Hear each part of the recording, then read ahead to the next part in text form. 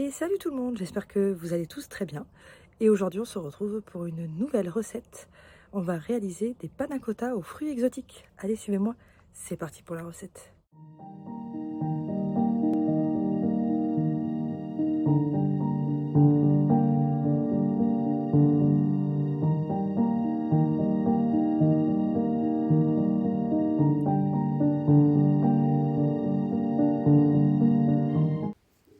Alors pour cette petite recette de panna cotta, on va faire ramollir la feuille de gélatine dans un volume d'eau froide pendant au moins 10 minutes.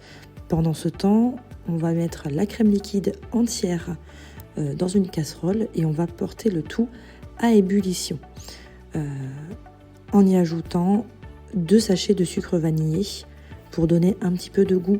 Après, si vous préférez, vous pouvez mettre du sucre normal et ajouter de l'arôme vanille ou un autre arôme si vous le souhaitez.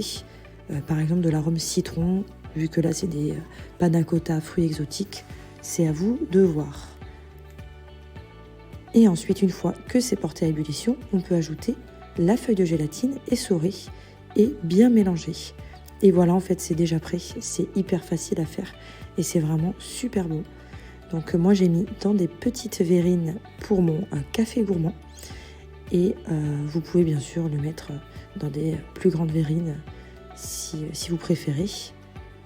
Vous remplissez pas trop, laissez bien une marge pour pouvoir mettre le coulis et les fruits juste après.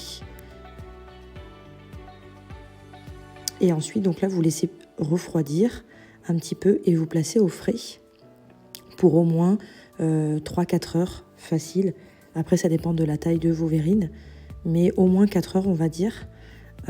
Pour qu'elles aient le temps de figer. Et une fois donc que c'est bien pris, là maintenant vous pouvez déposer votre coulis. Donc moi c'est un coulis à la mangue, mais après il en existe, voilà, fruits exotiques, fruits rouges. Vous pouvez même mettre du chocolat fondu. J'ai déjà fait, ça fonctionne très bien. Et donc une fois que vous avez posé le coulis, vous pouvez mettre quelques fruits frais. Donc là, j'ai mis mangue, ananas et fruits de la passion. Et c'est très frais pour un dessert en petite verrine. Comme ça, c'est vraiment délicieux. Je vous recommande de tester cette recette qui prend vraiment 5 minutes à faire. Il y a peu d'ingrédients et peu de chances de rater. Vous aurez tort de vous en priver. Donc n'hésitez pas à me dire si cette recette vous a plu. Si vous avez d'autres idées de vidéos ou de recettes que vous aimeriez voir sur ma chaîne, et je vous dis à très bientôt dans une prochaine vidéo. Gros bisous!